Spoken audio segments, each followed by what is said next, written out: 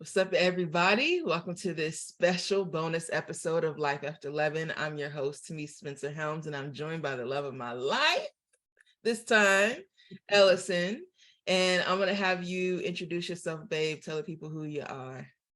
All right. Hello, everyone. This is my first time being on a podcast because I'm a little bit of a nobody in the sense of you don't even see my face on Tamice's profile because I'm a little bit more private. I am a mental health therapist. I just got my LCSW, which means I can work independently. I've been working on that for a few years, so super excited to finally achieve my goal. I love kids. I love being around them. I love how they are. I work with children. I work in a pediatric acute psych unit with psychotic, homicidal, and suicidal patients. I'm learning, if anyone who's watching can see the dog in the background, that I'm also very much a dog person. Never had a dog before now. And obviously I love you. And one of my favorite things, my love language is making food. We have food allergies, so I try to make bomb ass food that is also, sugar-free, gluten-free, dairy-free. And I love seeing you dance when I hit the spot. So, okay, babe. So, the show this season was about what happens when people leave toxic Christianity. What kinds of things are they doing now?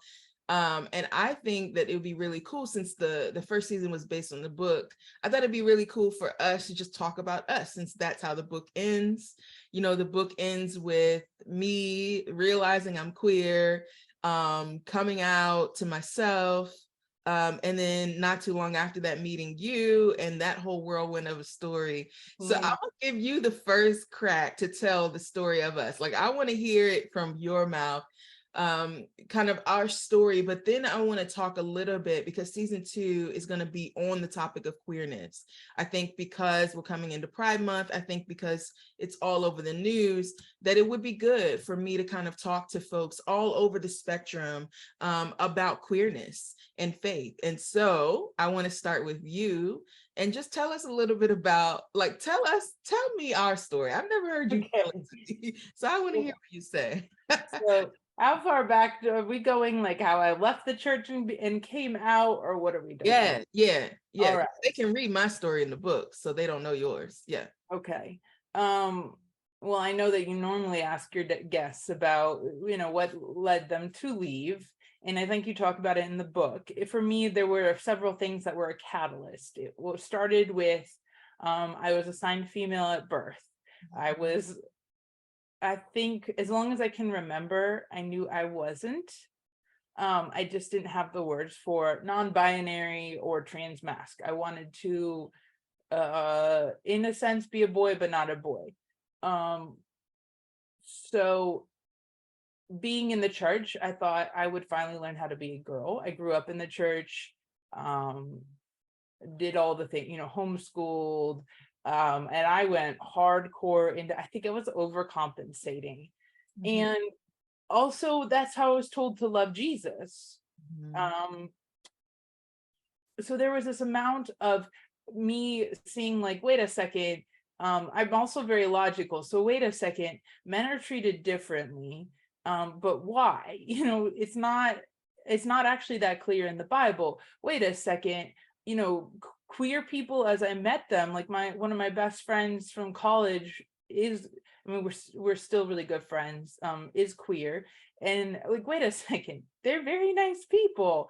And then the logic, even with, I think you talk about it in the book, the murders, I don't think I came along as quickly as you did. And I don't even remember. I remember as they were coming along being like, yeah, that one doesn't make sense. But, oh, there is another side. And it wasn't until Tamir Rice where I was like, no, a 12-year-old boy does not deserve, there's no way around this. And there were a few others. I can't remember one of the names. It was one that wasn't as well known, who was a father and had been shot in front of his daughter. And I'm digressing, but basically all of that was pulling me further and further away from white evangelicalism. I kind of fell into I think there sometimes can be an off space where there's a lot of people of color, but we're still worshiping white Jesus. Mhm. Um, And so and you went to a church that yes, was people of color, but it was still, yes, it was a oh, very diverse church. It was led by people of color, but it was still very steeped in white Jesus. And I almost went back to a white and a deaf church, because that was another thing I was seeing and even the diverse church I went to was the lack of accessibility for people. And even just not caring. And I'm not even saying with language access, it could be special needs and different. I don't think the church, they're pro-life, but then they do not value those lives like I think they should. mhm, So that was a lot to get me away from the church a little bit more and mhm, into, well, I can do this or I can do that, and learning to hold questions. mhm, Because both churches at the time, I thought, at the time I thought this one was great and this one's now great, but they're different beliefs. mhm, And when I went back and got my master's, I did my my clinical internship in Alabama. mhm, While I was there, I could not, except for one time to a little Black church, I couldn't bring myself. I didn't know why. I couldn't have a white male pastor preach. I would plan it, and then Sunday morning would come and I would stay home. mhm, And it was a really sweet time though, so I was confused. Came back, pandemic happened, and I had already been wrestling for a very, very long time with being queer. I mhm. had come out as ace. Because I just didn't want to marry a man. I had strange conversations. I had a conversation with a friend being like, yeah, I know being gay is a choice. Both of us are queer and trans, let's say that. But yeah, I know that being gay is a choice because we would be with women if we could. And like that's how far gone I was. So I tried coming out uh, as not a female several times to a specific person who told me, oh, well, it could just be trauma and things like that. And Mhm, then somebody posted on Instagram about non-binary. I'd never heard it, and it connected. mhm, So that happened summer 2020. I had no job. I had just graduated. I lived with my sister, and if I was not with her kids, I was in a book studying deep dive, very depressed, came out, felt better, mhm, chickened out to dating because COVID, I also hadn't been able to figure out how do I love Jesus and I'm queer. So I think you say that in the book, because here we both were, but I didn't know. I knew other Christians coming out. It seemed to be COVID was a time for Christians to come out of the closet. And some people deconstructed themselves out of Christianity, and I respect where they were, but I didn't feel there yet. mhm, And I did not want to, I wanted to date someone that we could have great conversations. mhm, So, I mean, obviously you talk about it in the book. It's now 6 months after I've come out. I haven't actually come out to my family members that are not supportive. And I had heard about Believer, where we met, but it was still being processed. When I Googled, it wasn't even out, you could support it. And I tried at least one dating app. I chickened out when the person swipes, is it right? Whatever they I don't both know. did. I let it conveniently go the 24 hours, and I was like, oh, it's too late. It was a lot to process for me, not having been all the way out. I'm sorry, just let your listeners know I have ADHD and I like to go down rabbit trails. So if any of this is just me talking, I am so sorry. We will get back on track. So I met Tamice and Believer. Really what happened was I was frustrated. It's mid-January and I thought, hey, let me look up and see if this is a thing now. And it had come out in beta stage. And the day I downloaded it was supposed to be the first day of matching, and something happened. So the second week, I was going to be a little more adventurous. I think I identify also as demisexual, which for people who don't know, I really need to get to know someone before I fall in love with them. And I also was deconstructing purity culture.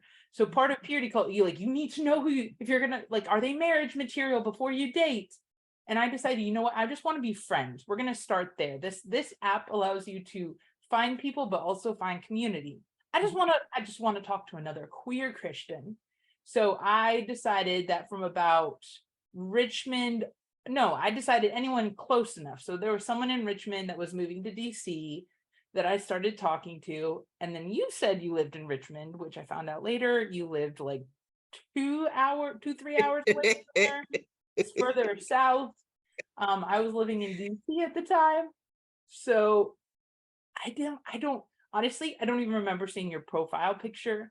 Same. All I remember, well, you had a glitch. I didn't. I think. I don't know. I just got really excited by your bio and what you said about loving Jesus and being a baby gay, late queer. The background is with the non-binary, I was kind of struggling to come out. It's a little bit harder to explain to people than hey, I'm a boy. So I had joined a queer Christian small group, and people there had been the first ones to be like, which pronouns do you want? When I was kind of going by they, she at the time. And I was like, they, them, that's what I want. And there was a thrill. So when I met you, you were interested in dating women. So I went further than I was comfortable with. I was still kind of non-binary woman, don't hate me for not believing the non-binary, not realizing you were about to be what I needed to come all the way out. I'm still learning myself. I now identify as trans-masc. I am pre-transition, but I don't know where the end is. And you've helped me find, if non-binaries don't exist, then they have this beautiful thing where I don't have to be one thing. I would try to be not female, as if that was a third binary. There wasn't. You've helped me be comfortable in my skin.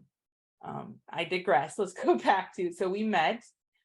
We started texting, or we started texting back and forth. And if you look, neither of us are talking. We're trying to impress each other, but we're really just trying to be friends. Hey, we found another queer Christian. I think about a week into it, you gave me your name, and that's when I realized I was giving to subculture. Because you gave me your Instagram. That's what it was. Yes, because we gotta tell this part, because I was using a fake name because, I think people know this part too, that I had been outed. So let me pause and talk about that part and we'll come back. So I realized that I'm queer, I'm in therapy. I come out to myself and a couple of other people. At the time, I'm going through a very tumultuous situation with Harlym's father. And in the midst of that, some words are exchanged and I say something to the effect of, well, it's not all that, there's other things, right? Using the context clues, Harlym's father takes that, runs with it, and begins to call everybody I know that is an evangelical and tell them that I'm having a crisis, that they need to save me from the devil. But really, it was about tanking my business, knowing that at that point, my conversations about whiteness and racism had already pushed people to a sort of edge. So him knowing that and having been involved in some of the back and forth with folks, knowing that, called those people, told them I was gay and dating a woman or looking to date women, which at that time wasn't really happening. You were with me, yeah. I was with you, yeah. But we were still talking. We weren't together, were we? We were together. We were not in the same city, so we were meeting. Yes, right. Yeah, we were meeting up, right. But go ahead. Yeah, so that's kind of the story about how, for me, it forced me into a lot of conversations, because at the time, I wasn't sure what I was because you weren't even identifying as a woman, or you were beginning to talk to me about like, hey, I'm not actually a woman. Mhm. And for me, growing up and having this realization that, I had attractions to feminine people. And so when we're talking and figuring out our dating and all of those things, it was so interesting to me because I had never heard of non-binary before. And it was so funny, like having conversations with people, and it was like, well, what does that make you if they're not a girl, and all of those types of things. And it's just been a very interesting journey. Like, can you, I know I paused you, but if you remember, pick it back up where I give you my real name, Yeah. because I was So afraid. the great thing about going on tangents and having, I don't know exactly if it's the ADHD, but sometimes people keep talking. I'm like, I'm not done with my conversation. I want to pick up exactly where I was. So yes, I do remember. So yeah, I won't go through all the details. We start talking, and I'm like, no way, you're the Tamice Spencer. I heard you on Reclaiming My Theology. I started giving to your organization. This is wild. And so it was, That was massive. yeah. And I think I quickly, like by that time, I was figuring out that I liked you. I wanted to date you, I thought, and I didn't know what to do. I freaked out. I'd never felt this for a boy before. My sister was laughing from a distance. She doesn't live near me, but she was having so much fun with how much I was finally feeling feelings.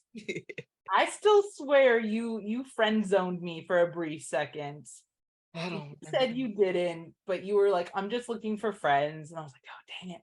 And then about 2 weeks in, you said, I get butterflies every time you text me, which we were texting nonstop at this Yeah, point. yeah. So I think we decided this is something we don't know. We should meet. We should maybe have a FaceTime. We FaceTime, you throw the phone. I love telling that story. You were so nervous. And I had been so sick that weekend. Yeah, I I remember. was I was worried too. Anyway, we fast forward, we start meeting up in Richmond. It's COVID's still happening, so we've got to be careful. But I will tell this story. I didn't care to shop for clothes. I didn't care to at all. Um, I was not ashamed of it at the time, but I would glue my shoes back together. I would Yes, buy $10 shoes, and if I liked them and I would glue them back together. I had done that several times. Lord have mercy. Found out. Well, also I was buying female clothes. I didn't know what to buy. I hated everything. And Hmm. you took me shopping for our first I dates. sure did. And not only did you make me buy shoes, you bought me a pair. And Mhm. now fast forward, whatever you say, you now buy all my clothes for me. But it's it's amazing how much you actually enjoy getting dressed when you're wearing the right kind of clothes. That's really true. Yeah. Yeah. And so I think there was a point throughout the dating, is just not to bore people with details. So with the non-binary coming out more and more, hey, I don't want to be called she, her at all. Mhm. But at first I would always say, I think it was hard for you too, because I think of you as a she, it's an affectionate term. And so I would say, okay, like, Well, not she, but your dead name, right? well, no, that one at first. That one Mhm. at first too. So it was like, okay, well, you can call me it in private, but it pretty quickly became like, oh, that's not me. And you knew it too, because it became, oh, that's not you at all. Mhm. And then same, actually, the dead name was a lot harder for you when I changed my name, Mhm. but you also helped me pick my name. So Mhm. you've been along for my journey. You are along for my journey. I won't share with others, but what I desire to do as far as transition goes, and you're fully behind it. And I love seeing, even though it can be hard for you, and we have conversations, are you ready for this? I Mhm. don't want to leave you behind, but to have you 100% behind me has been incredible. I don't think I could have gone that far. It's amazing how many people can struggle Mhm. when you say non-binary. I had someone tell me like it would be a lot easier if you just identified as a boy. But I don't believe in binary, so there you go. Mhm. So yeah, I ended up moving. You were in the process of moving to Richmond Mhm. for your job. I ended up moving. I don't remember how, it was not even a year later. I moved down. We moved pretty quickly, but we Yeah, knew, yeah. and it just kind of fell into place, right? Like my job was ending and I needed a new job, and I didn't want to start something when I knew I wanted to marry you. So Mhm. um I got the current job I have, but if we're going to bring it back to theology, like, we have amazing conversations. We are on a spiritual journey. I don't know, like, questions now, and I can hold space for, it's not either or, not being binary. In the binaries makes me like, God's not in the binaries. Mhm. A lot of things aren't. I don't think we can fully understand. And instead of saying like, well, this doesn't make sense, I like to see it as, if God is a parent, if Harlem it does not understand something, Mhm. sometimes it's better to just give her a simpler version, but you will know later when your brain develops. And I think, in a sense, we don't have the capability, our brains don't have the capability of developing to the point of understanding from God's perspective. Mhm. So like a child might think that, um say they're upset because they want, the famous, like, if you have a marshmallow now or two later. Mhm. They can't think about the two later. It's too expansive for them. Later doesn't make sense. And I Mhm. think that's how binaries are. We have the binaries because that's what made sense at the time. Mhm. But God is so much bigger than that. And same Mhm. with our beliefs. So Mhm. it's been amazing for me. You always say, I'm a spiritual person. You married a mystic. You'd marry I Mr. Me. am black and white in a lot of things. But to see the freedom and the community that's been found, and finally coming out and being like, God loves all of me. And I first did the read all the books so I can defend why the Bible doesn't actually say being gay is wrong. But then I came to the point where, no, I I love am that. living proof, just Mhm. like in the Bible, just like with the eunuch, just like with just groups of people, the Gentiles. Like, I am proof. Here we are. What are you going to do with me? Because I love Jesus too. Mm. um so yeah, we got married last year, almost exactly a year I ago. know. And Wait. Oh yeah. So a month and a week, 5 weeks. month, not 5 weeks. June 29th was our wedding date. Yeah. We had 13 people, and that included our little family of 3 in Italy. And it was a sad but joyous time. And you and Harlem are so worth it. I think that there's so much beauty too in not seeing that families as a one size fits all, because um I always say, are you sure you didn't use my sperm for Harlem? Because Harlem and I are alike in way too many So ways. many ways. Yeah. Yeah. and and we are so good for each other. It's true. Yeah. And um that's the part where I feel like it's so, once you stop thinking in terms of binaries and you start allowing for the possibility of ambiguity and expansiveness, it makes life so much sweeter and it makes experiences so much more rich. Because I think about not only the fact that, like, hey, I thought that I wanted this, but it turns out that what I wanted was you, and it doesn't matter how that comes, right? And that was one thing I realized. And I think that the only reason that caused any turmoil for me was binaries, was feeling that I had to be beholden to a position on something instead of just loving a person no matter how they show up. um and I think about that a lot because you taught me a lot about non-binary, and it made me think even too, like, hey, like, we talk about this Trinitarian God who is one and three at the same time. yeah. And no Christians have any problems with that. I mean, we die on that hill of Yeah. Trinity, right? Trinity is like heresy territory, right? And Not, so it's like you hear those things and then you think, wait a minute, like the best way to think about this is in terms of non-binary. Like yeah. that's the best way to think of it. You know what I mean? And I really think I'm going to say white Jesus evangelicals, Mm-hmm. if they were to come to terms, there are things that are ambiguous to them, and they say, we'll just understand later, or we'll never understand God. If you're never going to understand God, why did you just put us all in a box? Right. All created in the image of God. And to me, that is more beautiful, that we are not just, there's not just two versions of God. Mm-hmm. Every single person is different. I don't believe in binary. So even if you identify as male or female, you Mm-hmm. are still your unique individual self. And Mm-hmm. that's why you will maybe have some things that are similar. And that's why they group people would ask me, like, why can't you just be a female who uses they them? Mm-hmm. And because that doesn't fit me. It's not who I am. Right, but it But works for some people. but Yeah. it works for some people, but for me, that category gives you a categories are important to help you maybe find community, but they're not important for loving who the person is. Come on, babe. Come on, babe. That's really good. And I'm thinking about it because I think for us and the ways that we kind of fell in love, it just felt using the word pure feels so problematic. But like it felt pure because there weren't any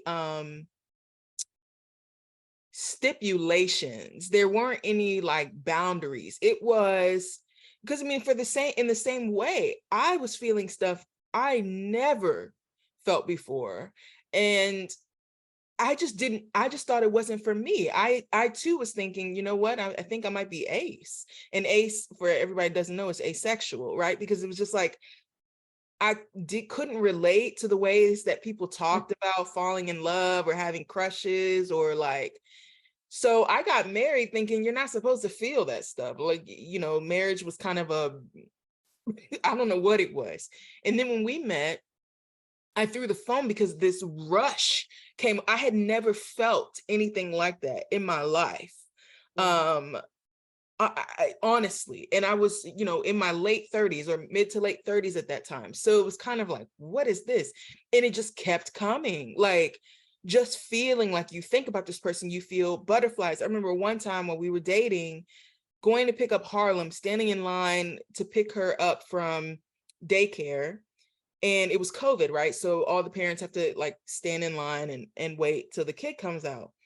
And all I did was like think about you, and my literal knees got weak, right? And you hear that in songs, but like, I'm like, what the hell is this? Like literal, my knees buckled. And I was feeling stuff that it was like, how can this be from the evil one? Like I have never felt more alive in my life.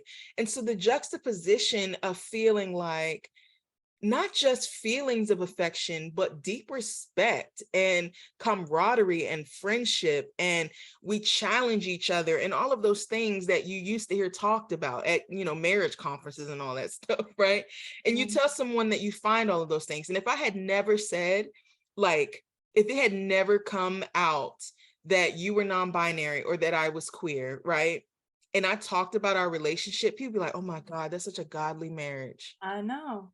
And I think people struggle with that. I think about even just our family. Mm-hmm. Um, and not just putting it on me, but imagine you staying in that marriage where Harlym would be. And not because of you. I know there's a lot more to it, right? And then Mm-hmm. you're a single mom, and that's a-okay for people. Mm-hmm. But I think God made us to be together. And Mm-hmm. you can see, like, I can Harlym like STEM. I love STEM. Yes. We are doing science experiments and math Yes. together and logic problems, and Yeah. we thrive. But then, I mean, that's not cutting you off. Like, you have your parts with her, Yeah. and you're teaching her your ways, and we do more adventures because of you. But there's this amount where our house, like, if you were to come over, Mm-hmm. there is random dancing and music happening. We are laughing together. We are coming up with wild ideas. Um, I just come, I will out of the blue, like, hey, let's go make this. We go and we make it. And so you will also come over and you will get good food and you will get good entertainment. Mm-hmm. And our dog, everyone loves our dog. When we call our house the Mushroom House, Yes. because in Mario Kart, or in Mario with the green mushroom and the life, it's life. It's the green mushroom house. Mm-hmm. We've had people come over and take our hospitality and then look us in the eyes, look us in the eyes and tell us that we are in sin. Mm-hmm. And so where does, when Jesus says that a tree, you will know a tree by its fruit. Mm-hmm. And we've had people even comment nasty things on Harlym, like treat her differently because of us. Where do you see in her little life, she loves people, she's full of confidence. Yeah. She's in pre-K at public school and the most popular kid at the school. Oh my gosh. The older kids bring Harlym candy and snacks and gummies to the bus. Because they just love her. She's wonderful. So where do you look at any of this and say, I know it's good fruit, but you're going to hell? Yeah, I mean, just think about that for a second, because I think, again, we rub up against the binary, because people don't have a category for something that confounds them, but it's also good. And I'm like, hello, Jesus. You're saying that this person is, what Christians believe is that Jesus is God in flesh. So how does that work exactly? How does a God who doesn't sleep take a nap on a boat? Right? How does a God who knows everything ask questions? The only way to hold things in tension is to embrace ambiguity and non-binary. And it's the same in our family. It's kind of like, I think that Jesus is so wise in that, because he says, I'm not talking about right or wrong. I'm talking about fruit. Yeah. You know a tree, whether it's healthy or not, by how the fruit tastes. And so that he removes it out of this cultic idea of good versus evil and says fruit. That's how you tell, right? Yeah. Also, because sometimes I tell you things, I know you have two masters in some sort of something with theology, right? You know your Bible. I will say, you'll remember this. Oh yes, that's Matthew 16, or you'll pull it out. And I've listened to things and say, oh, did you know that that's not what this means? And you already know it. So I had come to you and you already knew this, but Jesus, fully flesh and fully man, right? We say that. But then there's a point where he refers to himself as Sophia, and a female form of something. So wait, why are we just leaving it there? That's not a binary, and it's not, he is. But if he's fully God and everyone's made in the image of God, well then duh. And for those who don't know, Sophia is wisdom, the sophist. We think about sophist, or those who do philosophy and wisdom in ancient traditions. Sophist comes from that word Sophia, which is what Jesus refers to himself as in the Gospels. But it's in the feminine form that he refers to himself. Yes. So there is a lot of tension that needs to be held that we've taken out of there. Yes. And I am very straightforward, so I might step on a few toes, but to me, I look back at the people that were teaching me. You grow up in this environment where you don't have friends outside of here. You are taught every day, but let's stop and question. Most of us were taught by the pastors, then turn around and teach. And where were those, and very often those pastors, they at least the ones I was with, they didn't go to seminary. They learned from someone else, or they had, it's this ongoing of, if I taught a child that blue is actually green, and they teach someone that it's green, and they teach someone that it's green, where did you learn that from? And I think that's where it comes from. Why can't I stop and question? Why are questions not okay? Babe, I was just thinking about this. Because I was literally just thinking about this yesterday. You tell them that blue is green, And they believe that. And so the only way to maintain that, even if everybody thinks it's true, is to keep everyone from going outside of the Truman Show. It's like, and I was thinking about that today, because I was like, in these are echo chambers, because some of the things that people adhere to, it's like, how, if you have any level of awareness of what's happening in the world, Yeah. it doesn't make sense to stay this rigid in your thinking unless you've made a caricature about everyone who's not in this echo chamber. And that's a lot of times what happens. It's like, you keep people in these very small boxes, and yeah, they're being faithful if the world is actually this box. Yeah. But like, the world is not that box. Like, that's not a world, that's a cage, right? The world is Right. bigger than that. And the more that you encounter humanity, the harder it is to dehumanize. Because if you've seen Jesus, you can't unsee Jesus. You know what I mean? Yeah, I was thinking, instead of a cage, it feels more like Rapunzel entangled, Oh where yeah. her um the person that calls himself her mother Mhm, um tells her, there's a whole song about all the scary things that are all out there. mhm, Men have pointy teeth and they're so dangerous, and she meets this man and she looks for pointy teeth and doesn't see them and is confused, and it leads her out. I think most people who got out, there was a moment where you're confronted with something that doesn't match, and one of them for me was meeting my friend mhm, who's queer, mhm, and guess what, they're nice. mhm, And I met more people and they're nice and they're wonderful humans. And mhm, wait a second, and meeting, you villainize everyone. mhm. And And it's so funny because I think of the hospitality that I experienced in the queer community, even when I thought they were going to hell, right? Because you show up and you're like, well, let's just smile and whatever, but we're going to pray for their souls in the car.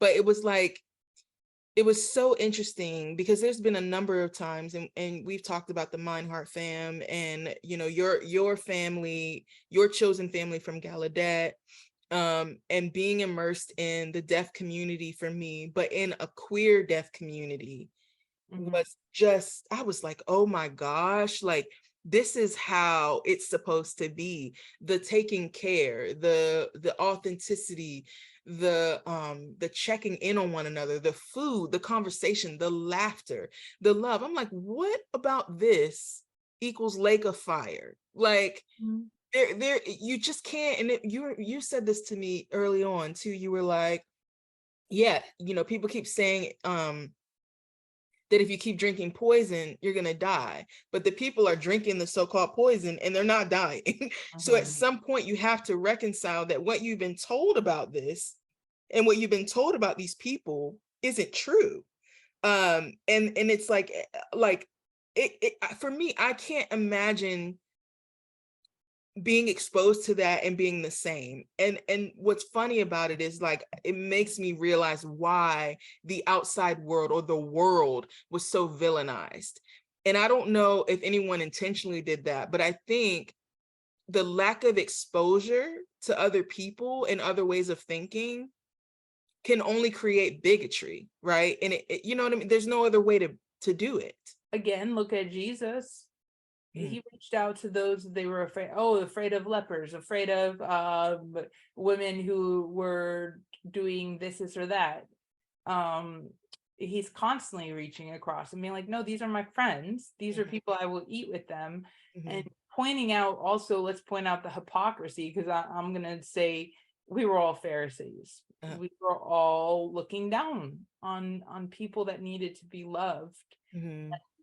not realizing that, I mean, I didn't, honestly, I grew up in the church, I didn't believe God loved me. Not even needed to be loved, deserved to be loved, I didn't or deserve, yeah, worthy of love. I Yeah. wasn't worthy of it. So what little me, but I mean, it really messed with my idea of love. Mhm. I think Mm. that's why I love children and my dog Beacon so much. Is there's this unconditional, they're not playing the games yet. They don't have the capacity. So Mm, if they love you, you know they love you with all their heart, and there's no stipulations. mm. And it makes sense why Jesus would say, the kingdom belongs, not the kingdom, it's not that the kingdom belongs to the children, it's that the kingdom belongs to such as these, right? Or you have to become like a child if you want to enter this kingdom. And that's what I think about. I think about Harlym's confidence. She's quick to like forgive.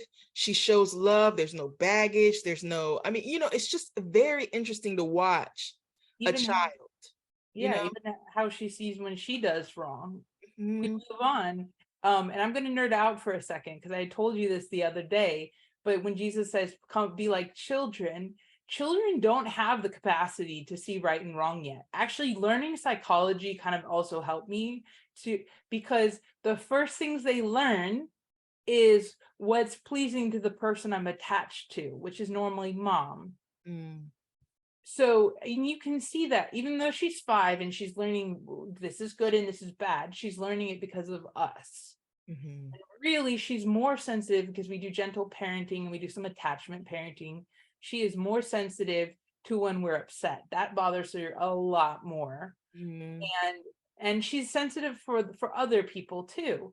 And I Mhm. realized, oh my gosh, Jesus is saying to become like these. It's not about morals. It's not about, well, it's what is pleasing to God. I Mm. don't think God is about what is right and wrong. It's bigger than that. And that's why we do have to kind of grow up Mhm. and see that, but we have to hold that. Like, let's hold that psychology of attachment. Like, we lose that. Mhm. And I don't know if I'm making sense with that, but when I realized, like, children don't have morals. They don't. It's so interesting because it's like, I can't believe that I grew up in space, or not grew up. I did not grow up in those spaces. Like, my parents never talked to me as a kid about being a sinner who was worthy of hell.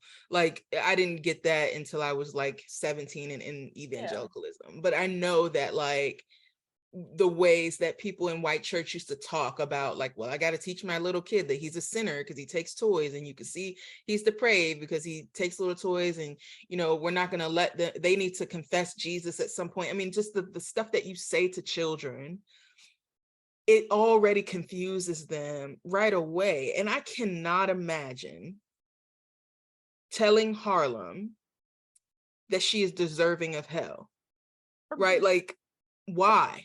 But her brain can't fathom that yet. And not that, I was not trying to say morals are wrong.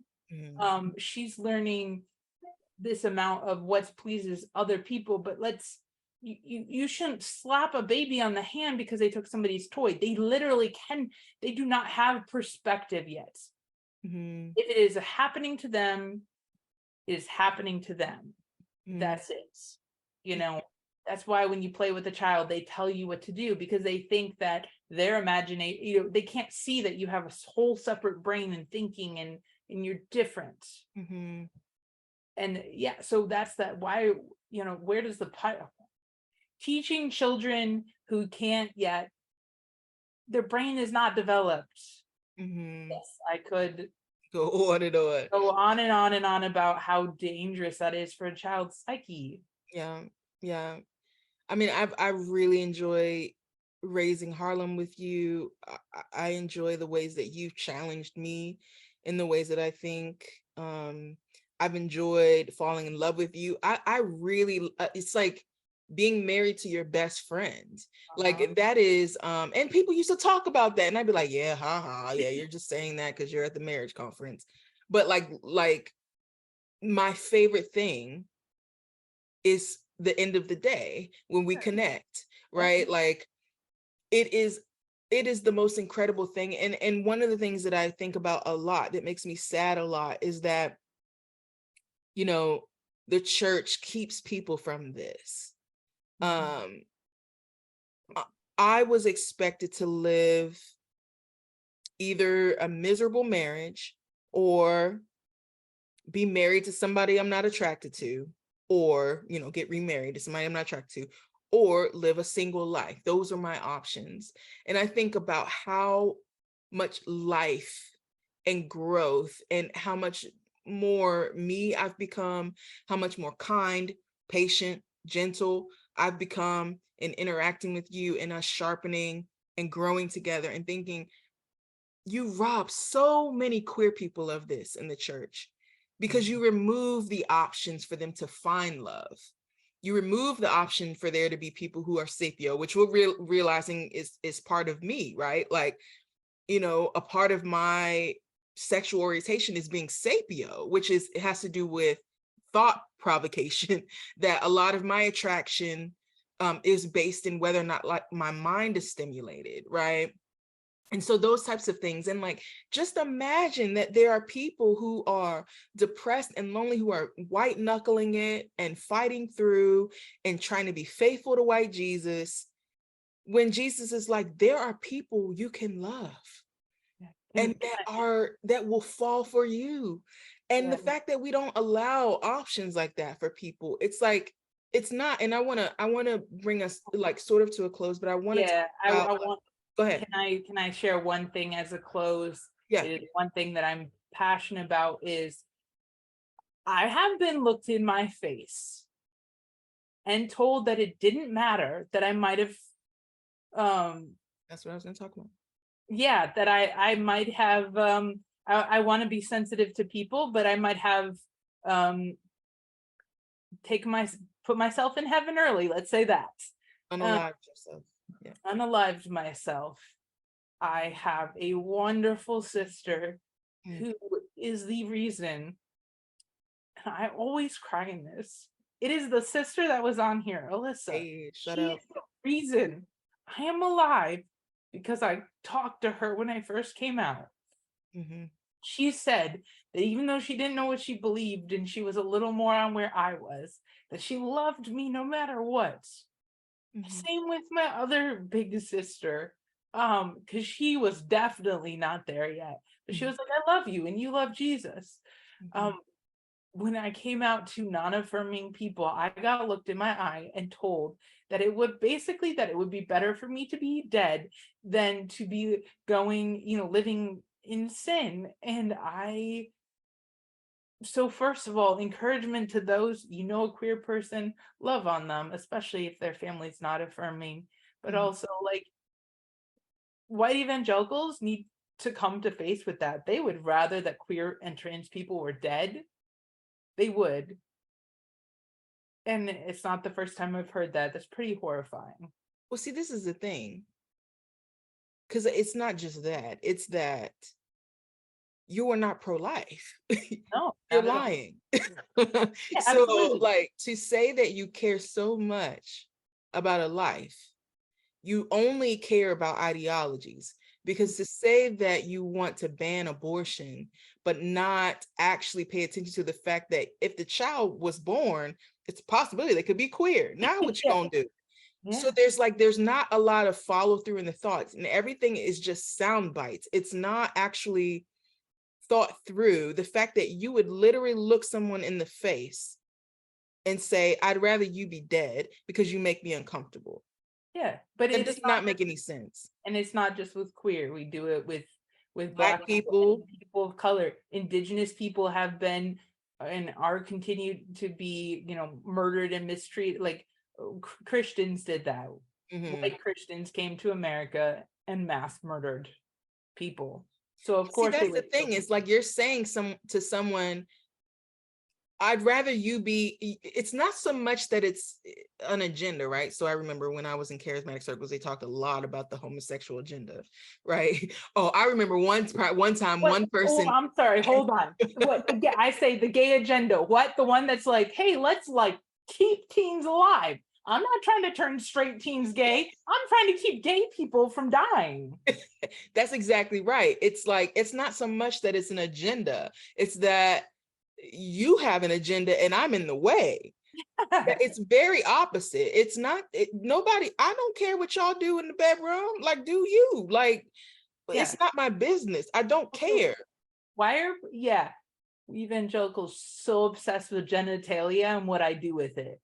Exactly. That's our creepers. Anyways, we could go on, but I know we should bring this to a close. Yeah, we should. But I was thinking about it, like, as we close, our life is beautiful. It is also extremely painful. And to me, that seems to be the promise that Jesus made, that your life will be beautiful and painful if you follow me. Yeah, It's and it says, beautiful because you're honest. It's beautiful because you're in your skin. It's beautiful because you believe you are worthy of love and you will not believe otherwise anymore, right? But people who disagree with that leave or reject or say horrible things about you.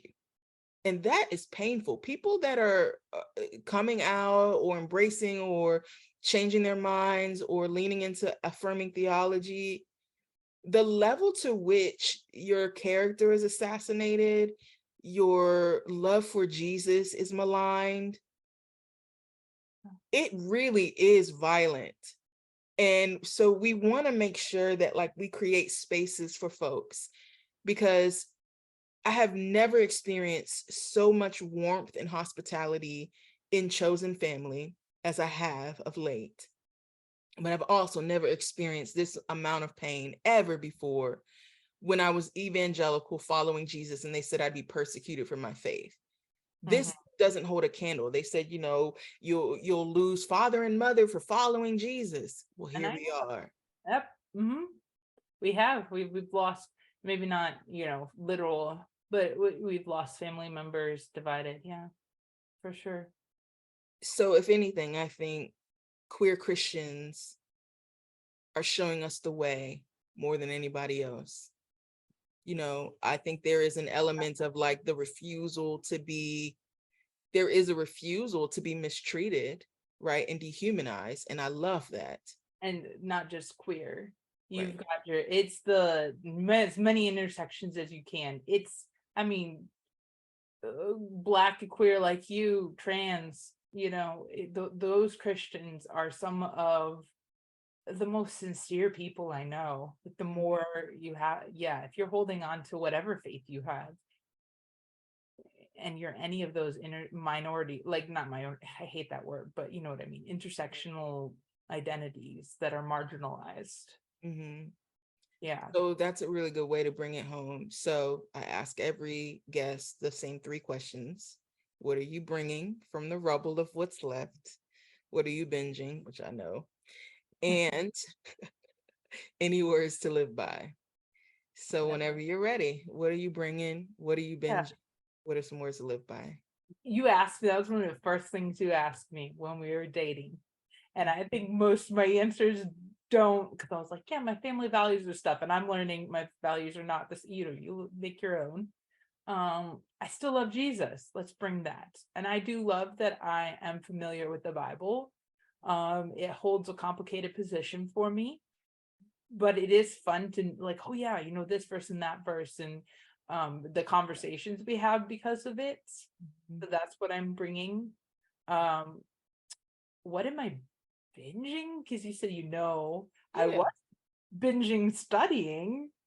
Yeah, for your LCSW. That's what I Yeah, was but gonna I say. passed that like a month ago. So since then, um, I don't I don't focus well. I have had a hard time reading since then, and I don't really like to watch TV very much. So I don't know what else I don't You're binging animal videos on TikTok and animal hacks, dog, puppy dog hacks. dog, not animal, puppy. Yes.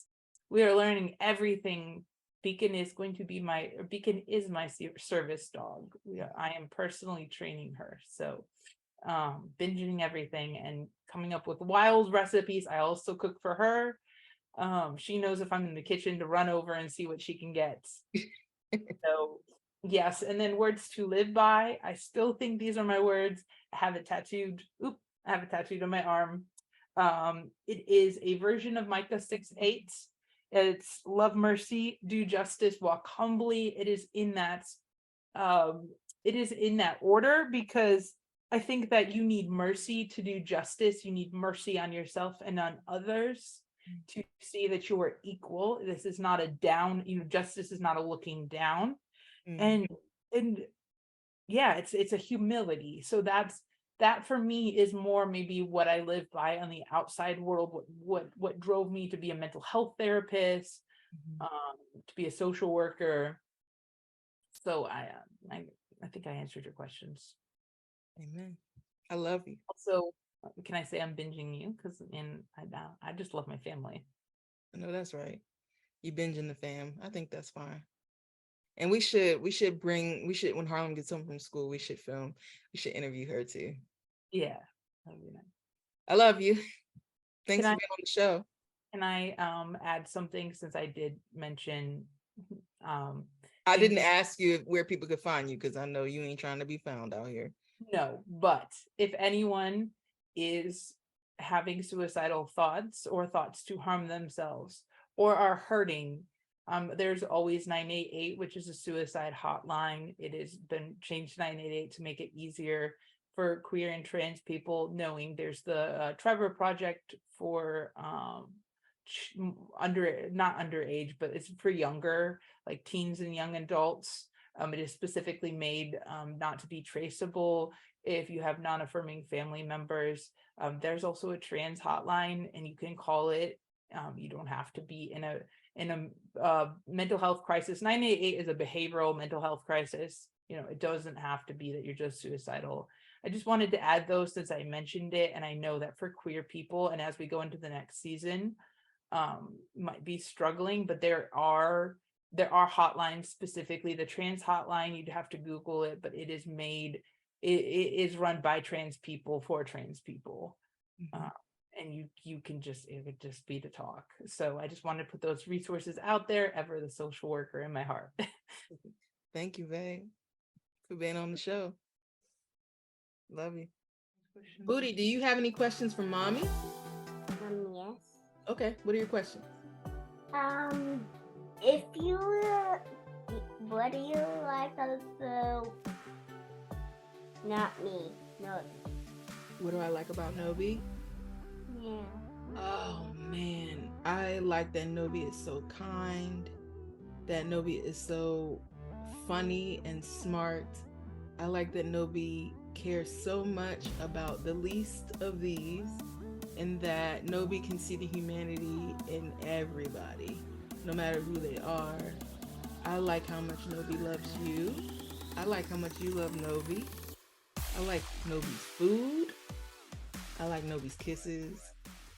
I like Nobi's laugh. I love everything about Nobi. Then what do you like about me? Oh man, what do I like about you? Ooh, you are hilarious. You are beautiful. You are intelligent. You are so kind and so funny. You take such good care of the earth and of Beacon and of me and Nobi. You're growing up. You're learning how to read. Mm-hmm. A wonderful little girl. You are fantastic, and I love being your mommy. What are some of your favorite foods? You like desserts? Sushi. You too. Sushi. You do like sushi. What else do you like? Shrimp. Shrimp. That's true. What else do you like? Crab. Needless to say, our vegetarian isn't rubbing off on her. Hey, Boo Boo. So guess what? So a lot of people are going to listen to this. My last question. A lot of people are going to listen to this. So what do you want to say to the people who are listening to you on the radio right now? I love it. I'm sure they love you too, Booty. Thanks for being on Mommy's show. I'm going to go upstairs. Yeah, Mommy. And look, now you're on this camera. Can you say bye to everybody? Bye. Bye-bye.